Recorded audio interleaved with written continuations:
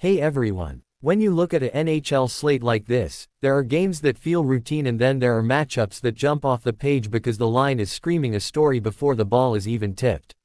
Today, we've got several of those. And when a number looks massive, uncomfortable, or straight up disrespectful, it's usually because the matchup underneath tells you exactly why oddsmakers are setting that trap.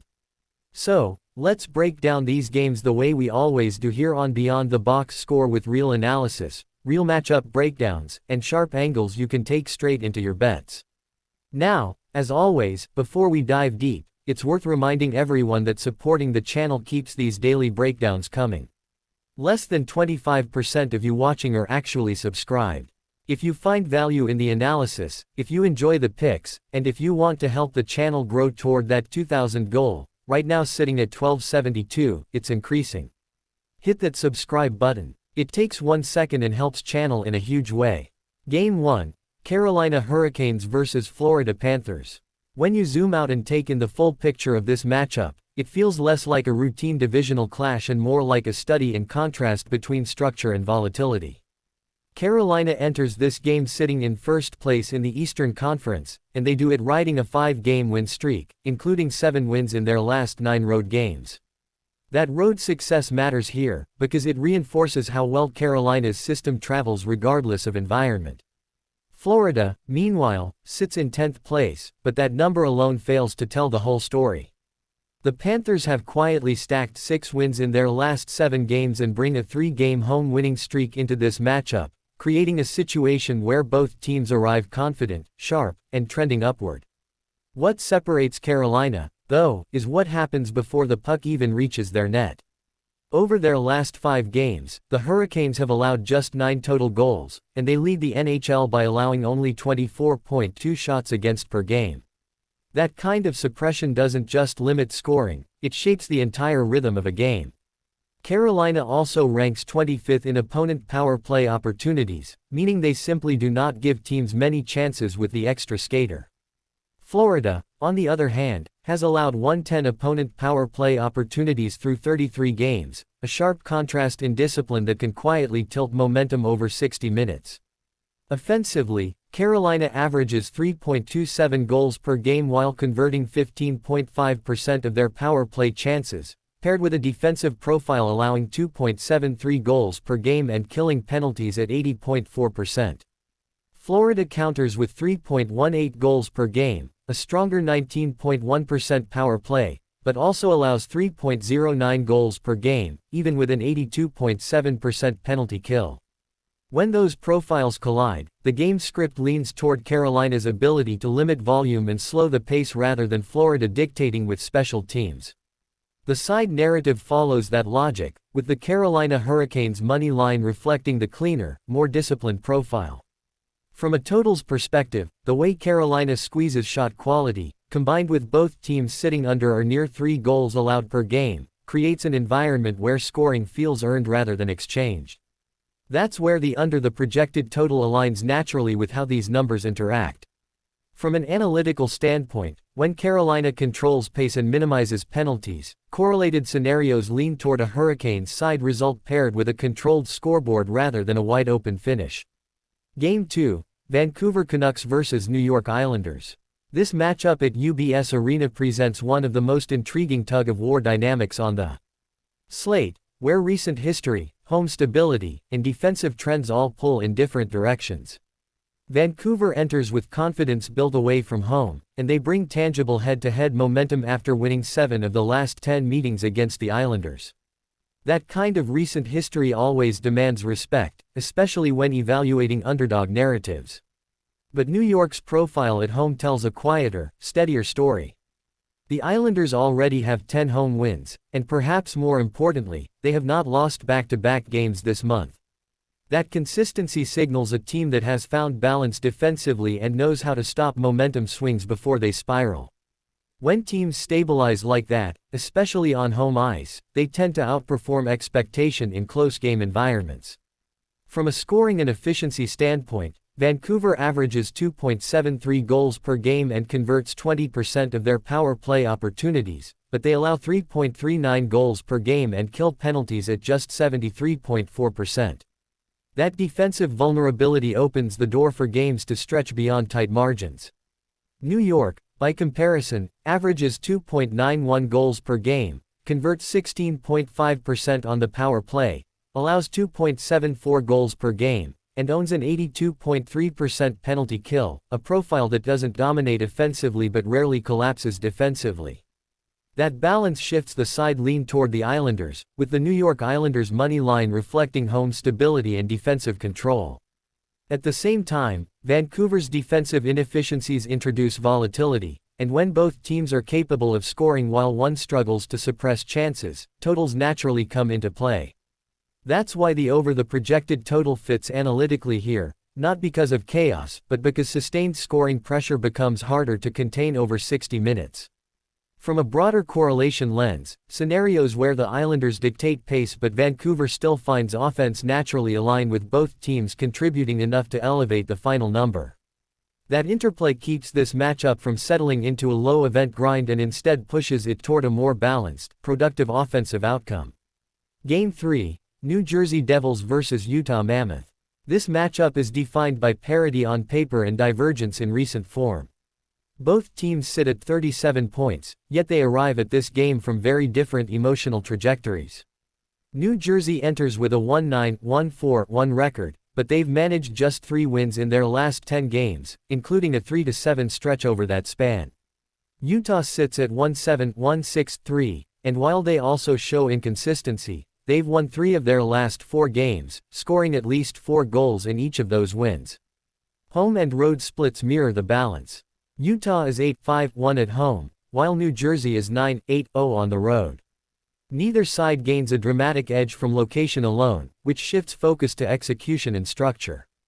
The Devils have shown defensive resilience by allowing 2 goals or fewer in 3 straight games, but offensively they've managed just 3 total goals in their last 2 games, creating pressure on their margin for error. Personnel-wise, New Jersey leans on names like Luke Hughes, Brendan Dillon, and Jacob Markstrom, while Utah counters with Carl Velka, who allowed just 1 goal in his last start, supported by Ian Cole, Mikey Sergeev, and John Marino. Utah's defensive cohesion, paired with recent offensive production, creates a layered advantage when games tighten late. That combination supports the Utah Mammoth moneyline, particularly given their stronger recent form and ability to generate offense at home. Structurally, both teams leaning into defensive discipline and goaltending efficiency sets the tone for a slower, more physical contest. That's why the under the projected total fits organically with the expected rhythm, fewer breakdowns, fewer second chances, and goals that feel heavy rather than frequent. From an analytical correlation standpoint, Utah controlling tempo while both defensive groups hold firm creates scenarios where the side outcome aligns naturally with a suppressed total. It's a matchup defined less by fireworks and more by execution under pressure. Game 4, Winnipeg Jets vs Colorado Avalanche. This matchup feels like a collision between 2 teams living in very different realities, and the numbers make that contrast impossible to ignore. Winnipeg enters this game with a 1-5-1-6-2 record, holding the 3rd worst record in the Central Division, a position that reflects just how difficult this season has been for them to stabilize. On the opposite end of the spectrum, Colorado stands at the 7th of February 24, owning not only the best record in the Central Division, but the best record in the entire NHL. Before puck drop, the gap between these 2 teams is already visible, not through opinion, but through hard results. Recent form only widens that gap. Winnipeg has managed just 3 wins in their last 10 games, and they are 1-5 in their last 6, a stretch that reflects a team struggling to dictate pace or control outcomes. Colorado, meanwhile, comes in on a 3-game win streak, backed by a 5-1 record in their last 6 games. That consistency isn't accidental. It's supported by dominance at both ends of the ice, reinforced by an average win margin of 1.82 goals per game, a number that speaks to how often Colorado separates themselves rather than simply surviving close contests. Defensively, Winnipeg has shown flashes of resistance.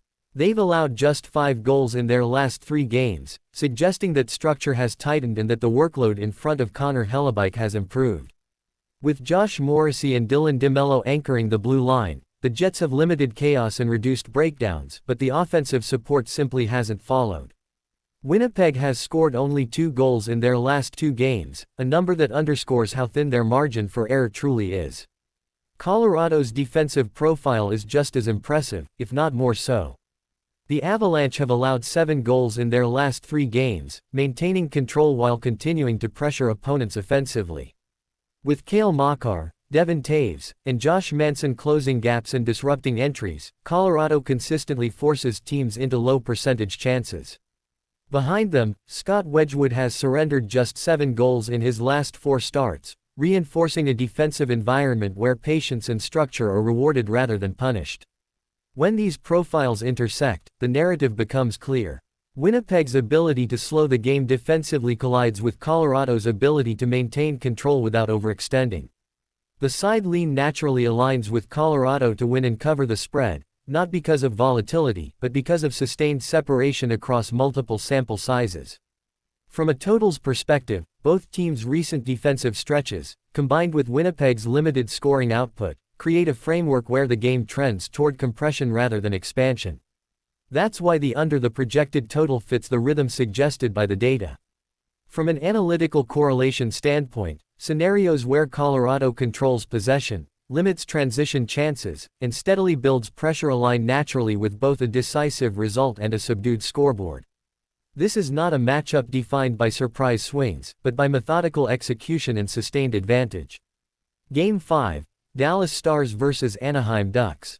This matchup at the Honda Center presents a far more delicate balance, where perception, recent memory, and underlying efficiency all intersect. Anaheim enters with tangible reasons to feel comfortable at home. They've collected 11 home wins, and they carry the confidence of a 7-5 win against Dallas last month, a game they won on the road. That result lingers, especially when 2 teams meet again within the same season. Familiarity breeds belief, and Anaheim has already proven they can solve this opponent under the right conditions. Yet the market framing of this matchup as near pick'em reflects just how narrow the separation truly is. Dallas brings a profile built on efficiency and balance rather than reliance on one dominant trait. Offensively, the Stars average 3.34 goals per game, supported by lethal 32.1% power play, a conversion rate that changes games quickly when opportunities appear. Defensively, they allow just 2.6 goals per game, while killing penalties at 82.9%, creating a structure that supports leads rather than leaking momentum. Anaheim, meanwhile, presents a different kind of threat. They average 3.44 goals per game, slightly higher than Dallas, showing that offense is not an issue. Their power play converts at 17.7%, and defensively they allow 3.29 goals per game, while killing penalties at 76.3%. That combination produces volatility. Anaheim can score, but defensive lapses and penalty kill inefficiencies can inflate outcomes when structure breaks down. When these profiles collide, the storyline centers on control versus chaos. Dallas has shown an ability to impose structure regardless of venue, while Anaheim's success often hinges on pace and offensive rhythm. The side lean aligns with the Dallas Stars' money line, reflecting trust in their balance across all situations, especially in a market that offers no meaningful separation in price. From a totals perspective, despite both teams averaging over 3 goals per game, the defensive efficiencies on Dallas's side and their ability to suppress damage on special teams create a path toward containment. Anaheim's defensive vulnerabilities do not automatically translate into shootouts when facing a team capable of slowing tempo and winning positional battles. That's why the under the projected total fits analytically with a game script where adjustments, discipline, and structure outweigh pure offensive bursts. In terms of correlation scenarios, a Dallas-controlled game naturally aligns with reduced scoring variance, where power plays don't spiral and 5-on-5 execution dictates the outcome. It's a matchup where patience matters more than pace, and where efficiency quietly outweighs volume. Overall, this slate is packed with intriguing matchups where defense, shooting efficiency, and free throw opportunities could determine outcomes for those looking to bet smart and follow expert analysis. The emphasis on matchups, historical context, and statistical edges provides a clear roadmap. At Beyond the Box Score, we break down every angle, every stat, and every trend so you can step into your bets with confidence and clarity. Be sure to follow, subscribe, and stay locked in for the most detailed, analytical, and actionable daily breakdowns in NHL.